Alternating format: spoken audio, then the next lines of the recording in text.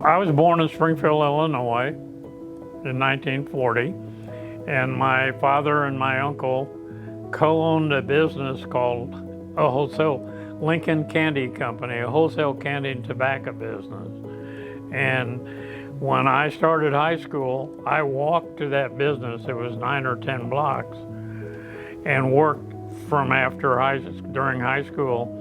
And in the summers, I worked in that business. I have worked since I was, I guess, 15 years old.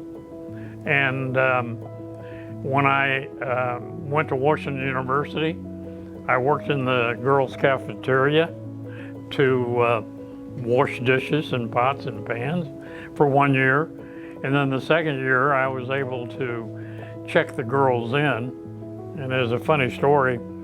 A lot of the guys that were there that were cleaning tables off and watching in the kitchen said, "Hey, I like that girl over there, Harvey.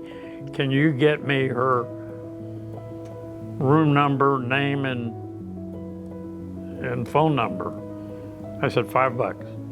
So I was making $10 a day, 5 days a week, plus ROTC was paying me $29 a month. So I had money. My mother wanted me to be a doctor, and my father did too. I tried, it didn't work. I actually passed out in a zoology lab in my late sophomore year at Washington University, and the professor said, if you can't stand the sight of blood, you can't be a doctor. So I gave that up, but I realized that my passion after I graduated from college and worked for Boeing for 9 months as an industrial engineer, that I liked business. And when I went to work for IBM, I learned a lot about business. I learned about helping organizations in the back office with computers. And in 1974, I was recognized at the symposium as one of the top 4 systems engineers in the country. So I was very technical. I've always had a math background, but my parents were very big on education. My father only had an 8th grade education, but he was a smart man. My mother had a high school degree. So I was the first one to graduate from college. I was in ROTC, and when I graduated, I was commissioned as second lieutenant. I enrolled in graduate school right away to get an MBA, taking 12 hours. But as soon as I graduated, I got a job with Boeing Aircraft as an industrial engineer, working 40 hours a week. So I had to drop a course in December, and then I got orders in March to come on active duty. And I got my orders changed so that I was able to stay in San Antonio for 2 years and be the assistant chief of data processing. Then IBM hired me in San Antonio as a systems engineer, and I proceeded on to 1974, where I was promoted to the regional staff in Dallas, Texas for the General Systems Division.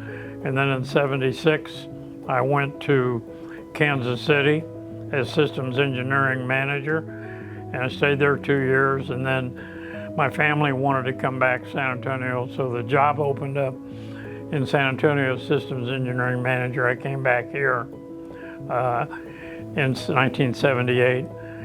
After 2 years, I wasn't getting along with the branch manager. He wasn't as good as the one I had in Kansas City. So I left and started Star Data Systems in a 10x10 office on November 13th, 1980, the card table and a folding chair, and the rest is history. Whenever we had a problem with a business that wasn't growing, I dug deep into it.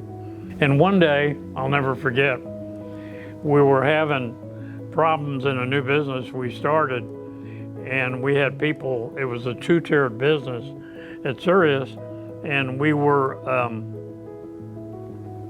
entering their orders and going through this, but it wasn't working like a fine tooth, like a sewing machine.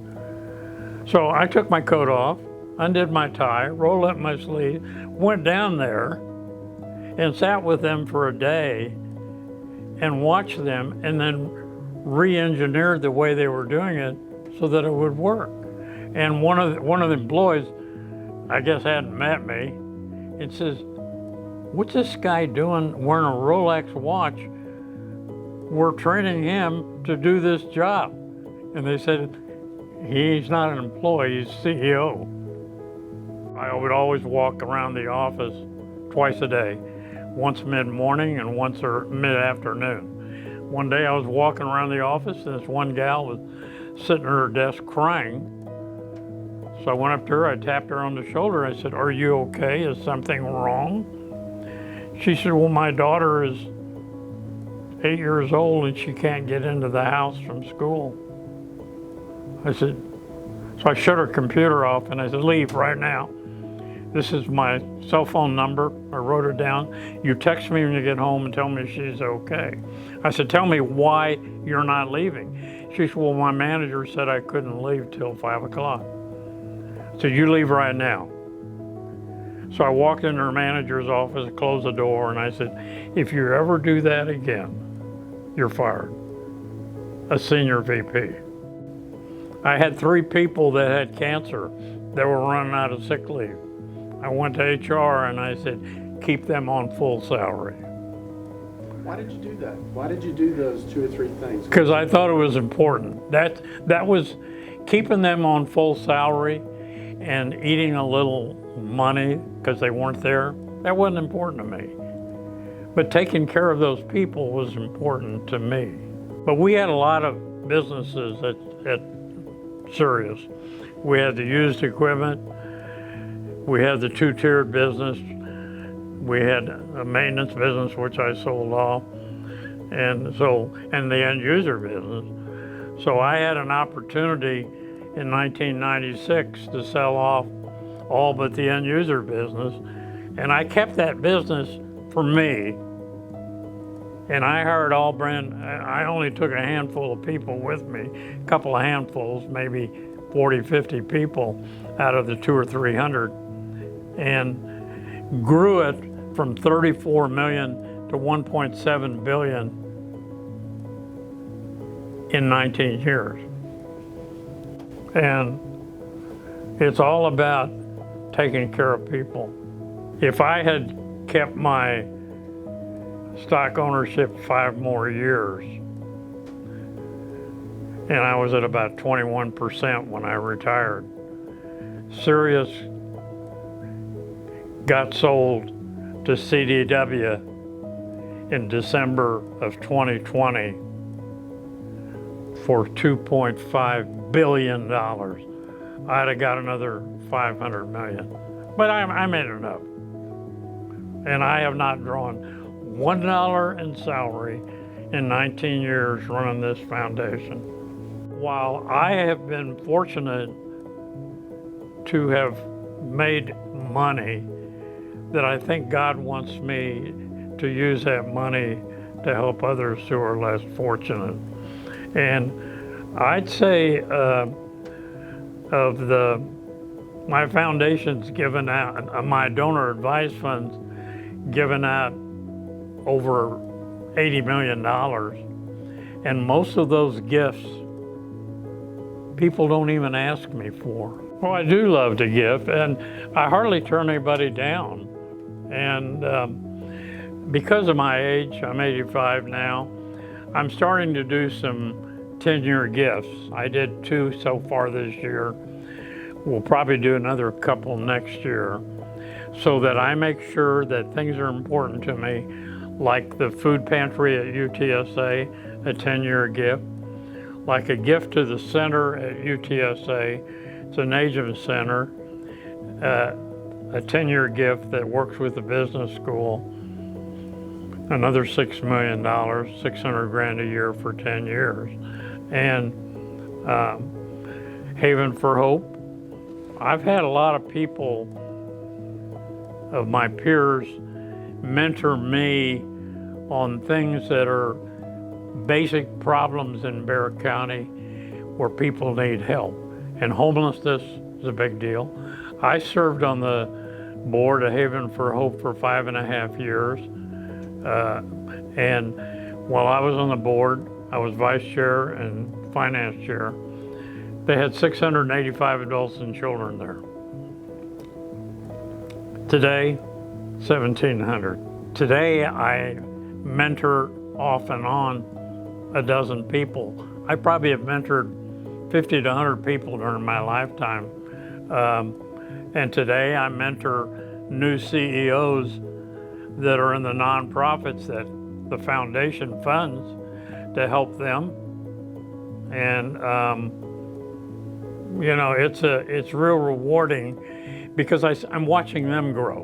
When I was at IBM wanted us to live our life to work for IBM, and I decided when I started my business that's not what I was going to tell the employees. So I would tell every employee that started, we would hire 15 to 20 every couple, 3 months, maybe every 6 weeks. And I would tell them, look, I want you to work for Sirius to get a paycheck to live your life. And I said, that chair you're sitting on, it's got 4 legs. Those 4 legs represent your relationship with God, your family, what you're going to be doing at Sirius Monday through Friday, 8 to 5. And then what are you going to do with your time, talents, and treasures to help others who are less fortunate? I had one mentor when I was a manager for IBM in Kansas City. His name was Gary Swanson. He was a tough guy, but he was a great mentor. And when I first got there, I was working for this guy. I remember his name today, but it's not important. He was the worst manager I ever had. And IBM took him out of his job about 9 or 10 months later, called me into his office with tears in his eyes, and he said, I want to apologize to you because, you know, I haven't been a good manager. And I said to him, very seriously, I said, Bill, you've been the best manager I've ever had. And he looked at me and he smiled. He said, really? I said, yeah. He said, why do you say that? You taught me what not to do, and that's more important than what to do. When I retired from Sirius on November 13, 2015, I really thought my legacy would have been Sirius. But today, I will tell you it won't be. I doubt if it'll even be mentioned. I did not enter the San Antonio Business Hall of Fame or the Texas Business Hall of Fame or receive an award from the state of Texas or Child Protective Services or the city of San Antonio or Bear County till after I started my foundation. And I love what I do today. I mean, I never thought that at this age I would still come to the office 2 to 3 days a week for 4 or 5 hours. But I love what I do. I'm passionate about it, and I've helped so many people that, you know, it's amazing. I was campaign chair for United Way, and I raised actually $57 million, the most ever raised. But we took $2 million of that, $1 million from me and $1 million from Carlos Alvarez, and started an endowment that became $34 million over time. And when I was on the board of United Way for 30 years. I was campaign chair in 2014, raised the most amount ever raised. I chaired the Bear County Children's Agenda, and I was board chair in 2016 and 17.